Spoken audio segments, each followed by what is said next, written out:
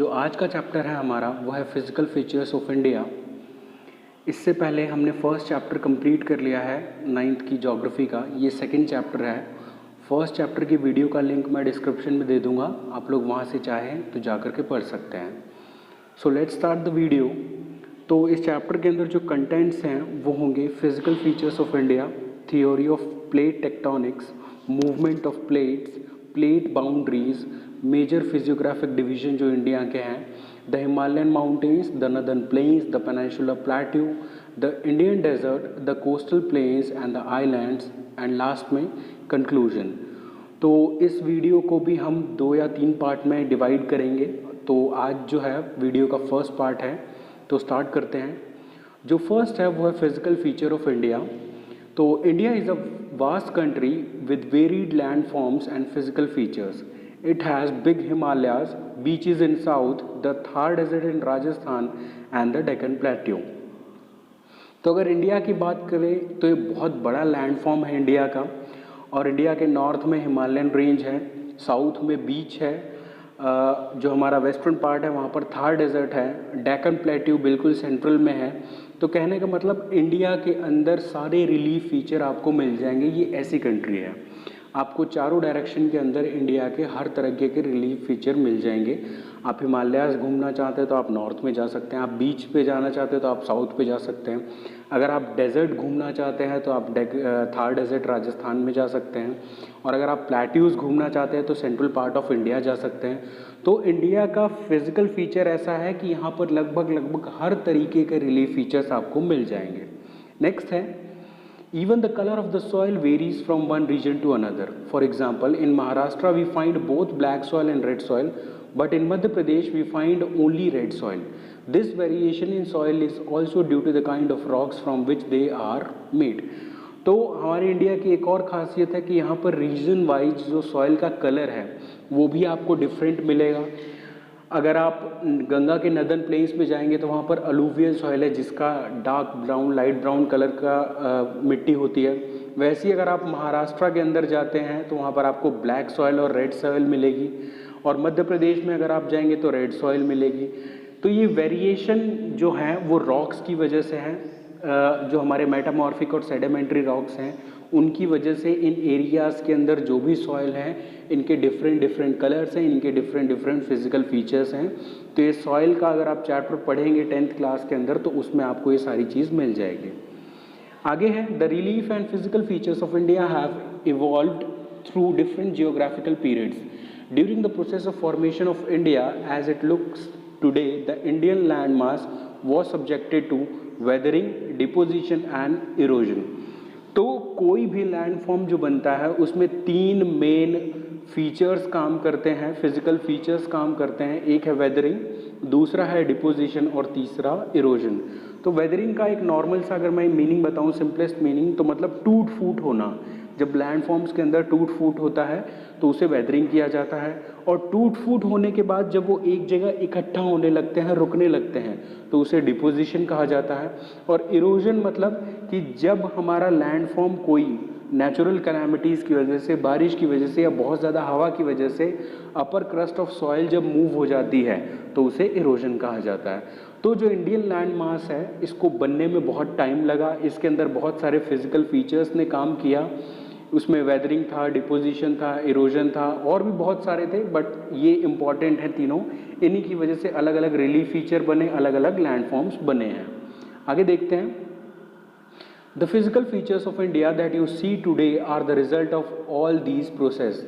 तो अलग अलग प्रोसेस हुए हैं तब जाके इंडिया पूरा कवर हुआ है। अब उसमें क्या क्या चीज़ें हैं, इंडियन प्लेन्स फॉर्म हुए, Indian reverse and coastal areas formation हुआ पूरा उसका, इंडियन माउंटेन्स जो थे हिमालयन रेंज वो पूरा बना इसी के अंदर, और वैसे ही प्लेट्यूज भी फॉर्म हुए। तो ये चारों चीज़ें मिल करके इंडियन लैंड फॉर्म को कंप्लीट करती हैं, बिकॉज इंडियन लैंड फॉर्म में ये चारों चीज़ें आपको मिल जाएंगी। तो इंडिया का जो फिजिकल फीचर है वो इन चारों चीज़ों से कंप्लीटेड है, इन चारों चीज़ों से बना हुआ है। आगे देखते हैं, now one knows how exactly India was formed. However, scientists had several theories which try to explain the process. One such theory is the theory of plate tectonics. अब प्लेट टेक्टोनिक की थ्योरी क्या है? Wagner जो थे एक scientist हैं, geographer भी हम उनको कह सकते हैं, जियोलॉजिस्ट थे, वैगनर थे। उन्होंने प्लेट टेक्टोनिक्स की थ्योरी दी और उन्होंने बताया कि पहले आज जितने भी हमारे पास कॉन्टिनेंट हैं, 7 कॉन्टिनेंट्स, वो कभी एक हुआ करते थे, उनको पेंथला सा कहा जाता था। और जो उनके आसपास वाटर था, जिस वाटर ने उन पूरे कॉन्टिनेंट्स को कवर कर रखा था, उसको पेंजिया कहा जाता है। तो ये जितने भी हमारे कॉन्टिनेंट्स थे, ये पहले एक थे, जुड़े हुए थे। आप लोग डायग्राम में देख सकते हैं। तो धीरे धीरे जैसे जैसे एवोल्यूशन हुआ अर्थ का, अर्थ के अंदर मूवमेंट हुआ, अर्थ के लैंडफॉर्म्स के अंदर मूवमेंट हुआ, जो हमारी अर्थ के अलग अलग लैंडफॉर्म्स हैं उनके ऊपर अर्थक्वेक आया, प्लेट्स मूव करती हैं, ये सारी चीज़ें। तो जब प्लेट्स ने मूव करना स्टार्ट किया तो अलग अलग कॉन्टिनेंट डिवाइड हो गए, और नॉर्थ अमेरिका, साउथ अमेरिका जो कॉन्टिनेंट है वो वेस्ट की तरफ मूव हो गए। एशिया के जो कॉन्टिनेंट्स हैं, ऑस्ट्रेलिया, अफ्रीका, रशिया, और ये जो इंडिया वाला है पूरा पोर्शन, जो ईस्ट एशियन का जो पूरा पोर्शन है वो ईस्ट की तरफ मूव हुआ। मेडागास्कर आइलैंड से आप लोगों को पता है कि लाइफ स्टार्ट हुई थी। तो ये थ्योरी ऑफ प्लेट टेक्टोनिक्स के अंदर यही आपको बताया है कि पहले जितने भी आज हमारे कॉन्टिनेंट्स हैं वो पहले जुड़े हुए थे, एक साथ थे। धीरे धीरे जब एवोल्यूशन ऑफ अर्थ हुआ, अर्थ के अंदर चेंजेस आए, भूकंप आए, अलग अलग नेचुरल कैलामिटीज़ हुई, एक्सटीरियर और इंटीरियर एक्टिविटीज़ हुई, तो उसकी वजह से जो प्लेट्स थी वो मूव हुई और अलग अलग कॉन्टिनेंट बने हैं। तो उन प्लेट्स के नाम दिए हुए हैं, आप लोग पढ़ सकते हैं, जैसे यूरेशियन प्लेट है, ऑस्ट्रेलियन प्लेट है, फिलीपीन प्लेट है, पैसिफिक प्लेट है, कोकोस प्लेट है, नज़का प्लेट है। तो ये अलग अलग प्लेट हैं और इन्हीं प्लेट्स के ऊपर अलग अलग कॉन्टिनेंट सेटल हैं। इसका एक और एग्जांपल ले सकते हैं, कैसे प्लेट, कि अगर आप एक बड़े से बाउल के अंदर पानी भर लें और उस पानी के अंदर अलग अलग छोटे छोटे कागज़ के टुकड़े डाल दें, तो वो जो कागज़ के टुकड़े हैं वो प्लेट्स हैं, वो आपके अलग अलग प्लेट्स हैं और उनके ऊपर अलग अलग कॉन्टिनेंट हैं। और वो जो पानी है वो अर्थ का क्रस्ट, मेंटल एंड कोर है, मतलब अर्थ का जो इंटरनल पार्ट है वो है। हमारी जो कॉन्टिनेंट्स हैं जो हमारे, वो उनके ऊपर तैर रहे हैं, हम सेटल्ड नहीं हैं। हमें अर्थ की स्पीड 1000 किलोमीटर पर आवर की है अप्रॉक्सीमेटली। तो इतनी फास्ट घूमती हुई धरती के ऊपर भी हम एक स्टेबल वे में खड़े हैं, एक स्टेबल वे में हैं, बट हमारी प्लेट्स मूव करती रहती हैं, एक दूसरे की तरफ मूवमेंट होता रहता है। तो अभी आगे देखते हैं वो क्या चीज़ है। तो मूवमेंट ऑफ द प्लेट्स, अब प्लेट्स कैसे मूव करती हैं। तो according to this the earth crust is formed out of 7 major and some minor plates. तो 7 मेजर और कुछ माइनर प्लेट्स हैं। When the plates move, they cause disturbance in the continental crust. When the plate move, it led to, अब अलग अलग shapes बनते हैं जब प्लेट मूव होती है।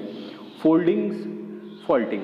फोल्डिंग क्या, अब 3 तरह की प्लेट एक्टिविटी होती है। एक होती है डाइवर्जिंग प्लेट, एक होती है ट्रांसफॉर्म प्लेट और एक होती है कन्वर्जिंग प्लेट।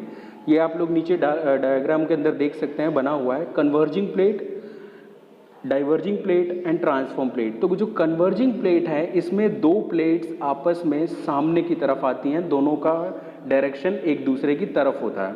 तो जिसकी वजह से जो बीच में प्लेट रहती है उसके अंदर फोल्ड बन जाता है, माउंटेन बन जाता है, हिल बन जाता है। तो जो हमारे माउंटेन्स और हिल्स बने उसका रीज़न यही है कि 2 प्लेट्स जब एक साथ सामने आई, एक साथ मूव होकर के सामने आई, तो जो बीच में लैंड फॉर्म था वो सारा का सारा ऑटोमेटिकली ऊपर उठ गया और वो जम करके पहाड़ बन गया। इसका एग्जांपल हम ले सकते हैं इंडो यूरेशियन प्लेट, जो यूरोप की प्लेट है और इंडियन प्लेट है। जो हिमालयन वाला आप रीजन देख रहे हैं, जो हिमालय जो है उनको यंग फोल्ड माउंटेन भी कहा जाता है, तो वो इसी प्रोसेस से बने हैं। इंडियन प्लेट्स ऊपर की तरफ बढ़ती थी और यूरेशियन प्लेट इंडिया की तरफ बढ़ती थी, नीचे की तरफ बढ़ती थी, और इन दोनों प्लेट्स के मूवमेंट के बीच में था टेथिस सी। तो जब एवोल्यूशन ऑफ अर्थ चल रहा था, अर्थ का प्रोसेस चल रहा था बनने का, तो वहाँ पर कभी समुद्र हुआ करता था जिसका नाम था टेथिस सी।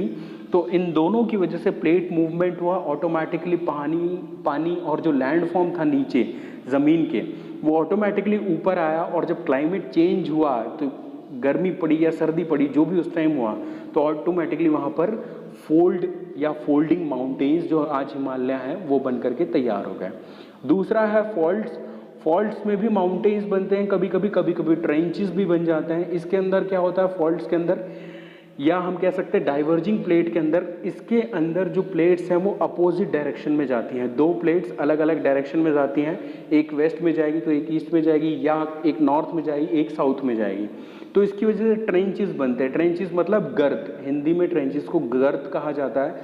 तो दुनिया का जो सबसे बड़ा ट्रेंच है वो है मारियाना ट्रेंच, जिसको चैलेंजर ट्रेंच भी कहा जाता है, जो कि 11,000 किलोमीटर डीप है। मतलब हमारे माउंट एवरेस्ट से भी 2 गुना ज़्यादा गहरा। तो अगर उसको बाहर निकाल करके माउंट एवरेस्ट के बराबर खड़ा किया जाए, हम सिर्फ एक अजम्पशन कर रहे हैं, तो वो माउंट एवरेस्ट से भी ऊंचा होगा। तो आप मान सकते हैं कि दुनिया का जो सबसे हाईएस्ट पॉइंट है वो है माउंट एवरेस्ट 8,848 किलोमीटर, और दुनिया का जो सबसे डीपेस्ट पॉइंट है वो है मारियाना ट्रेंच, जो कि है 11,000 kilometre. In fact most volcanoes are located at the edge of the plates. बिल्कुल जितने भी दुनिया में बड़े बड़े वोल्केनो आते हैं या वोल्केनो की जो प्लेट्स हैं, वो जितने भी हमारे अलग अलग प्लेट्स हैं उन्हीं के आसपास ही हैं, बिकॉज प्लेट मूवमेंट होता है, अंदर से मैग्मा निकलता है और वहाँ पर वोल्केनो आता है। तो ये था मूवमेंट ऑफ प्लेट्स। आगे देखते हैं प्लेट बाउंड्रीज कितनी तरह की होती है। तो मैंने आपको अभी बताया था, आपको डायग्राम के थ्रू बता दिया है। कन्वर्जिंग बाउंड्री, ट्रांसफॉर्म बाउंड्री और divergent boundary. Convergent boundary is formed when to plates converge, मैंने आपको बताया था। Transform boundary is formed when to plates move pass each other. तो ट्रांसफॉर्म बाउंड्री वो बाउंड्री होती है जिसमें दो प्लेट आपस में घिसती हैं, टकराती हैं, वो होती है ट्रांसफॉर्म बाउंड्री। और डाइवर्जेंट बाउंड्री मैंने आपको बताया जब दो प्लेट्स अपोजिट डायरेक्शन में मूव करती हैं। तो आप ये लोग डायग्राम देख सकते हैं। अब है इंडिया कैसे बना। Peninsular India is a part of N ancient super continent Gondwana land. तो दो लैंड हुआ करते थे, एक का नाम था अंगारा लैंड और एक था गोंडवाना लैंड। तो गोंडवाना लैंड में ये 5 कॉन्टिनेंट मेन थे, south America, Africa, India, Antarctica and Australia. तो हुआ क्या, Gondwana originally consisted of a number of land masses including south America, Africa, Antarctica, Australia and Indian सब कॉन्टिनेंट आर जॉइंड टुगेदर। तो गोंडवाना जो लैंड था उसके अंदर ये जितने भी आपको कॉन्टिनेंट दिख रहे हैं, 5 कॉन्टिनेंट, ये सारे के सारे एक साथ जुड़े हुए थे, एक साथ चिपके हुए थे। Convectional current splits the crust into a number of pieces, thus leading to the drifting of Indo-Australian plate after being separated from the Gondwana land towards north. The northward shift resulted in the collision of the plate with the much larger Eurasian plate. तो हुआ क्या, conventional currents, ये अभी हम आगे पढ़ेंगे क्या होता है कन्वेंशनल करंट्स। तो कन्वेंशनल करंट्स की वजह से इतनी ज़्यादा पावरफुल थी कन्वेंशनल करंट, जिसकी वजह से इन प्लेट्स के अंदर दरारें पड़ गई और ये प्लेट्स दूर दूर शिफ्ट होने लगे।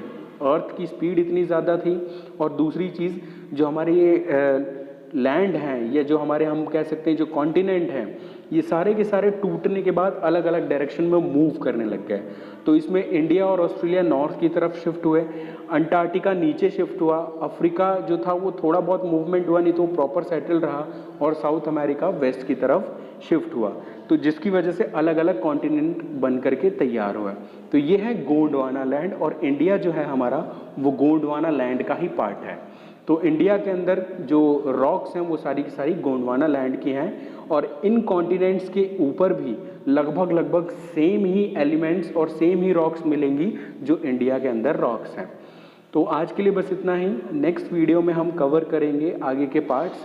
अगर आप लोगों ने फर्स्ट चैप्टर नहीं देखा है तो आप लोगों को मैं लिंक डिस्क्रिप्शन में दे दूंगा, आप लोग वहाँ से जा कर के पढ़ सकते हैं। Thank you so much.